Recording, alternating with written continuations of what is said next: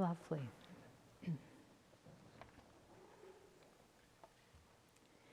In our fellowship hall hangs a replica of a painting by Norman Rockwell. It features people and quotes from around the globe. The idea is that most every religion has a saying similar to Christianity's golden rule. You know the golden rule, do unto others as you would have them do unto you. Rockwell actually got the idea at the height of the Cold War and 2 years into the Korean War. His concept was to picture the United Nations as the world's hope for the future. And he included 65 people representing the world's nations. Rockwell himself was a compassionate and liberal man, according to his own museum, and this simple phrase reflected his philosophy. He traveled his whole life and was welcomed wherever he went. He felt like a citizen of the world, and his politics reflected his value system. So from the photographs that he'd taken from his 1955 round-the-world Pan Am trip, Rockwell referenced native costumes and accessories and how they were worn in his painting. He picked up a few costumes and devised some from ordinary objects in his own studio, such as lampshades used as a fez, and many of his models were local exchange students and visitors. In 1961, he did an interview indicating the man wearing a wide-brimmed hat in the upper right corner of his painting, and he said, "This man is part Brazilian, part Hungarian, I think." And then there's Chow, a Korean. He's a student at Ohio State University. And there's a Japanese student at Bennington College. And here's a Jewish student. He was taking summer school courses at the Indian Hill Museum School. And then pointing to a rabbi, he continued, "He's the retired postmaster at Stockbridge. He made a pretty good rabbi, I think. In real life, he was a devout Catholic." And then he said, "I got all my Middle East faces from Abdullah, who runs the Elm Street Market, just 1 block from my house." The work, which originally was presented to the UN in 1985 as a gift on behalf of the United States by then First Lady Nancy Reagan, hangs today in the UN's New York City headquarters. I like the painting and the history of it because it reminds us that most of the globe's people share fundamental values.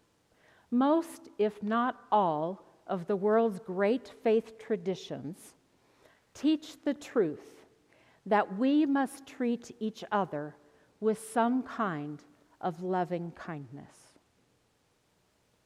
Rabbi Hillel, who lived from 110 BCE to 10 CE, taught, and I quote, "What is hateful to you, don't do to another." That is the whole Torah. The rest is commentary. Go and learn. So after a year or more of a global pandemic, during which we have suffered as a human race and have shared a story about the loss of loved ones, loss of freedom, loss of economic stability, and shared grief over this horrific virus, the idea that people across centuries and around the globe, from various religious traditions and cultures, share the idea that we have in the Golden Rule, that gives me great hope. We have so much more in common than we imagine. Just coming to church may be an act of courageous courage now. Getting out and doing things we have gotten out of the habit of doing takes some guts.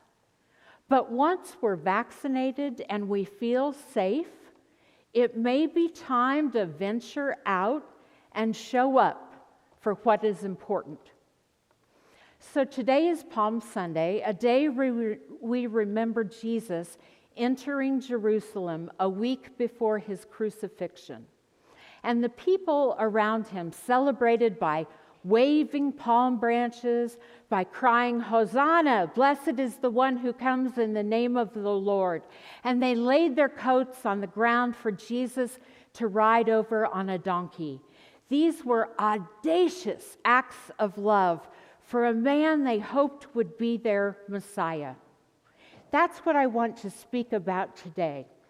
The audacious love of God and the hope it gives us to turn out and act in outrageous and courageous love. So today is going to be a participatory sermon, and you'll get the idea here in a bit.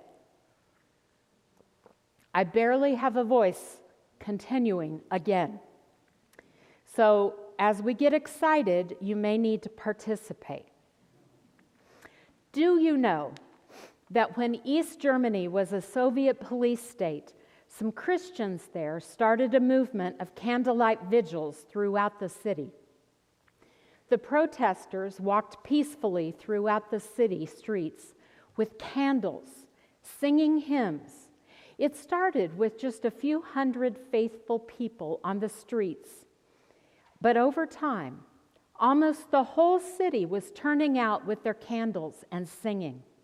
The movement spread further, and many people believe that it contributed to the eventual fall of the Berlin Wall. This was a courageous act of faith, and it made a difference that brings hope to the world today and into the future. Courageous acts of hope and faith, like the people of Jesus' day, laying their coats and waving palms and claiming their Messiah even before he died. In 1 John 4, we're given one of the most profound analyses of Christian love in the Christian Testament. It surpasses even 1 Corinthians 13, which I've talked about the last 2 weeks. This text speaks to the priority of God's audacious love for us, which makes it possible for us to love one another. What is primary in this text is that love originates with God. Our love is not self-generated, but it manifests with and is sourced by God. This is the short text. Beloved, let us love one another, because love is from God. Everyone who loves is born of God and knows God. Whoever does not love does not know God, for God is love. Now, the love that is talked about in this text is not schmaltzy, feel-good love. This is powerful, transformative, freeing to all, active love. Martin Luther King Jr. said, "We must discover the power of love, the redemptive power of love. And when we discover that, we will be able to make of this old world a new world. And love is the only way to do that." Eric and I watched a movie this weekend called Moxie. Have any of you seen it? Okay, he thought it was an A-top movie. I thought it was a good movie, not the best movie I've ever seen, but we agreed it had a terrific message. The movie is based on a novel by Jennifer Matthew. Moxie takes its inspiration from the Riot Grrrl, Grrrl, era of the 90s. If you don't know about the girl movement, you need to look it up. But the movie is set in a modern-day high school. And the teenage girl who is the lead in the movie ignites a raging feminist movement in her high school after discovering a treasure trove of riot girl memorabilia in her mom's trunk. Moxie is both an awkward act of nostalgia for 90s activism, and it's also an attempt to push this legacy into the future. It takes on modern issues of racism and sexism, activism, and how to negotiate our differences, while at the same time it manages teen angst and relationships and really how to love. While it's a comedy, yeah, imagine that, with all these serious issues going on, there's really a lot to consider about how to lovingly create change in a toxic culture. The movie gave me hope because I know that even though this was a novel, the movie was taken from a novel, that there really are teenagers in real high schools making audacious change to bring equality and more courageous ways of being into their lives. Another thing that gives me hope, and I have permission to share this story. One of our long-term members of UCC, Leon Green, has been homebound for several years. Leon died, as you heard Paul say, earlier this week. His long-term partner, Kay Sommerfeld, shared a beautiful story with me that happened shortly before Leon's death. Leon had been suffering from extreme dementia for some time, and Kay has been quietly and bravely taking care of Leon in their home for many years, mostly by herself. It has been a lonesome and heavy burden on her for a very long time.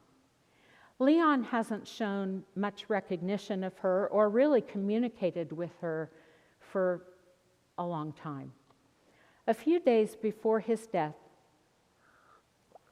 Kay went up to the ICU to visit Leon. When she arrived, she took Leon's hands in hers. And she said to him, "Hi, Leon, it's Kay. It's good to be with you." She didn't expect a response really at all, but his eyes cleared in a way that she hadn't seen in some time. He recognized her. It was the first time he had smiled in the longest time. "Oh," she said, "it's so good to see you. It's been so long." And then she said, "I love you." Now, she really didn't expect anything in return. Leon hadn't been speaking much at all. The smile he had given her was really a miracle all on its own. But to her surprise, he spoke, and he said, "I love you." She leaned over and she kissed him. And to her amazement, he puckered up and returned her kiss. And he kept saying, "I love you, I love you, I love you." Now, this brief, shining moment was a breakthrough that was a balm to the many backbreaking months, years, that Kay has carried the weight of caregiving on her shoulders. And that brief exchange was the last time Leon said anything that could be understood. It was audacious love. Audacious love that Kay had given for years. Audacious love expressed by Leon for a moment. And yet, it was enough.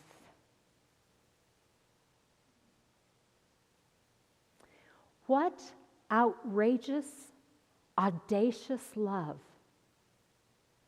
have you received from God that now you are being called to share this Holy Week?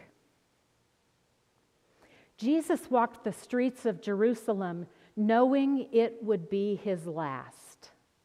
He gave it all, his very life, for what he believed. He believed that divine love is stronger than all the earth's power. Norman Rockwell painted a courageous depiction of people from all walks of life during a wartime. And he surrounded it with a universal truth that we know as the Golden Rule.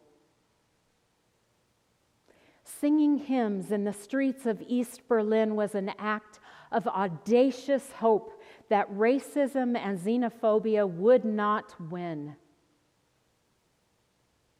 Martin Luther King Jr. taught a new way of resistant peace, called for the end of oppression and segregation. He put hope into action for people of color, and they began to stand up with him in audacious ways.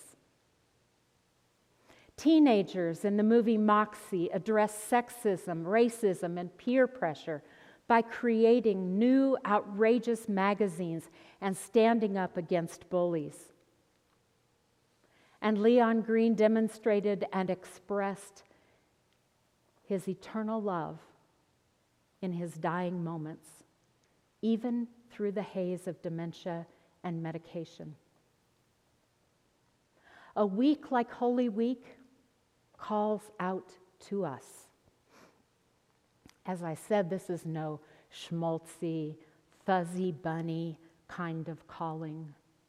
This is an audacious call on behalf of a God who sent love into the world in the person of Jesus, a man who was willing to put word into action, even to death.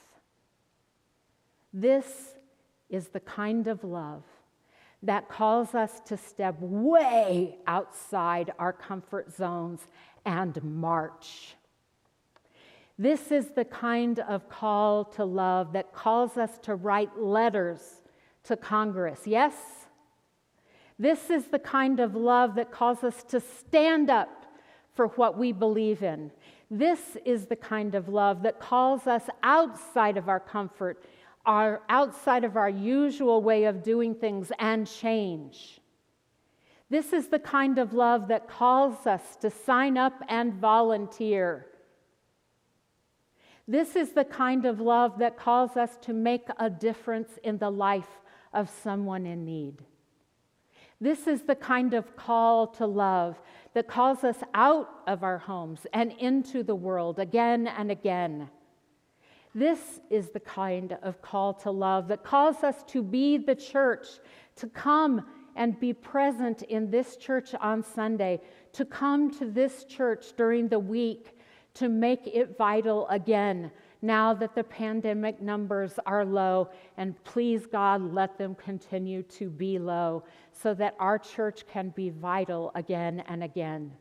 This is the kind of call to love that calls us to mentor children. This is the kind of call that calls us to sponsor and help immigrants and refugees. This is the kind of call to love that asks us to help the homeless and the orphan. This is the kind of call that asks us to visit the sick and the imprisoned. And this is just the beginning. This is Holy Week. You and you and you and you and you and me, all of us are called to be outrageous. Outrageous. Audacious. courageous. We are called to do acts of hope because God's love is manifested in us and among us. Let it be so. Amen.